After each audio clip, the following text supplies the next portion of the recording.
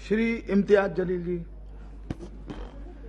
अध्यक्ष महोदय, 14 सितंबर 1984 को जब हमने द फैमिली कोर्ट्स एक्ट बनाया तो उसका मकसद ये था कि हम कंसिलिएशन के जरिए, यानी कि हम बातचीत के जरिए, समझौता के जरिए मामलों को निपटा सके। ये एक्ट 1984 में बनाया गया था। आज तकरीबन 40 साल के बाद अगर हम सब ये सवाल करें अपने आप से कि क्या ये एक्ट बनने के बाद हमने इस एक्ट के जरिए फैमिली कोर्ट में जितने भी मामले आए हैं उनको इंसाफ दिलाने के अंदर हम कामयाब हुए हैं, तो दुर्भाग्यवश मैं ये कहना चाहूँगा कि हमारा जवाब नहीं होगा।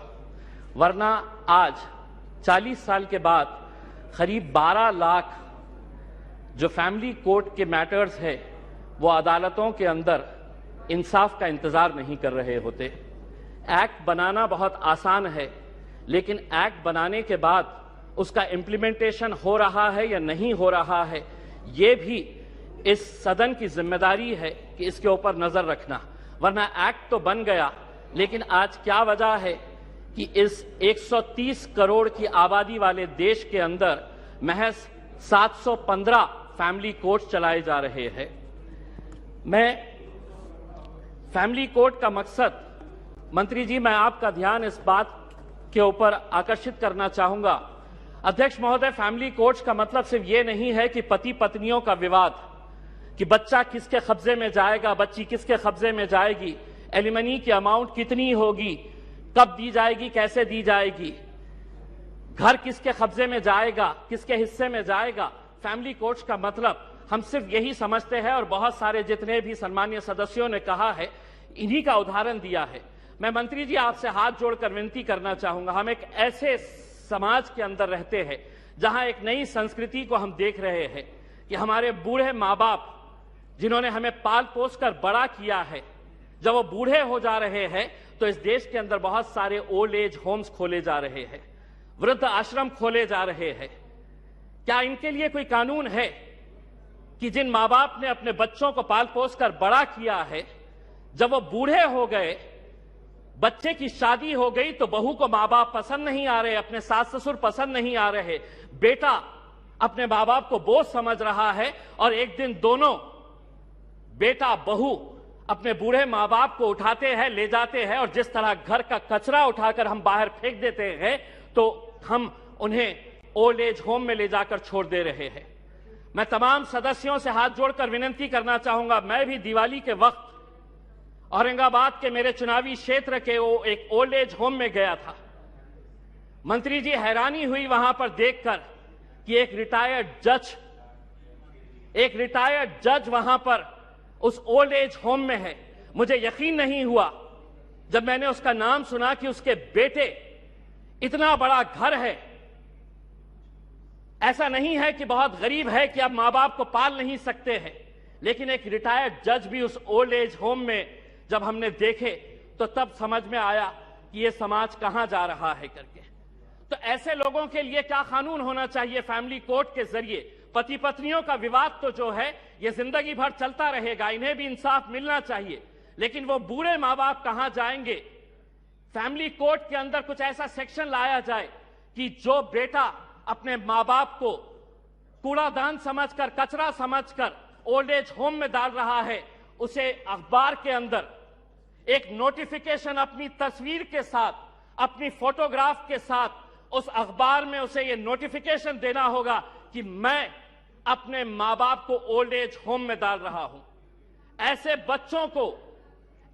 बच्चों को समाज के सामने हमें खड़ा करने की जरूरत है। लाइए कानून, वरना वो बूढ़े मां बाप जो रोकने के अलावा कुछ नहीं कर सकते हैं, क्योंकि कोई कानून नहीं है, उनका कसूर सिर्फ इतना है कि उन्होंने अपने बच्चों को पाला पोसा बड़ा किया। पूना में किसी ओल्ड एज होम के अंदर जाइए, ज्यादातर वो परिवार के बूढ़े मां बाप मिलेंगे कि जिनके बच्चे इंजीनियर हो गए, इंजीनियर होने के बाद वो यूएस में पैसा कमाने के लिए गए, पैसा कमा रहे हैं, लेकिन मां बाप के लिए एक कमरे का घर नहीं है तो ओल्ड एज होम में लेकर जाकर छोड़े। ये एक संस्कृति हम डेवलप कर रहे हैं। फैमिली कोर्ट्स के जरिए मैं मंत्री जी आपसे यह अनुरोध करना चाहूंगा कि आप कुछ ऐसा कानून इन लोगों के लिए भी लेकर आइए जो बच्चे अपने मां बाप को आज यहां पर ले जाकर छोड़ रहे हैं।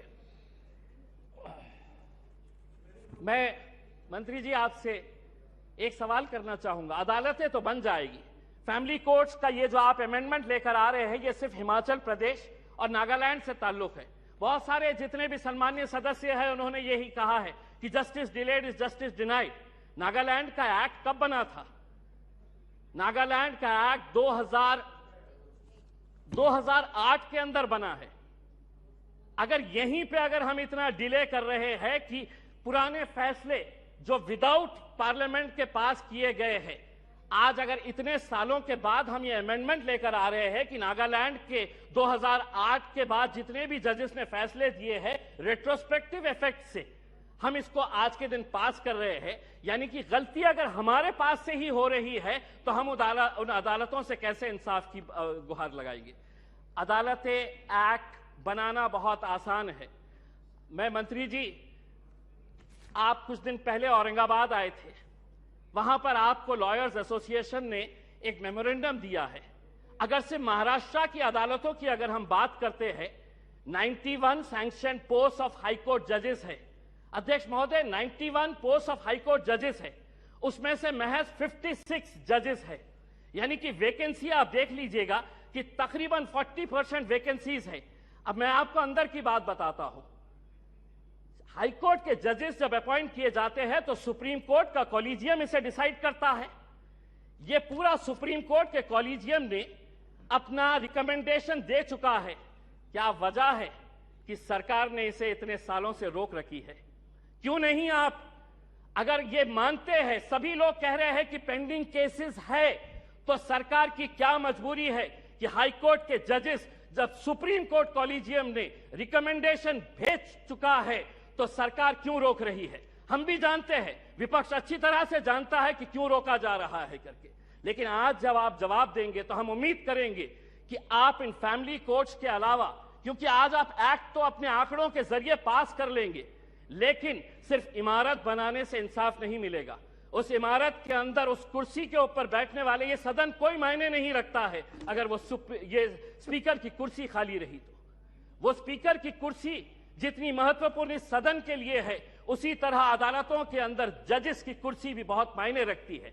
लेकिन अगर आप ये मानेंगे कि नहीं, इतने करोड़ केसेस पेंडिंग है, तो कौन उसका निपटारा करेगा? आप ही करेंगे मंत्री जी, आप ही को करना है।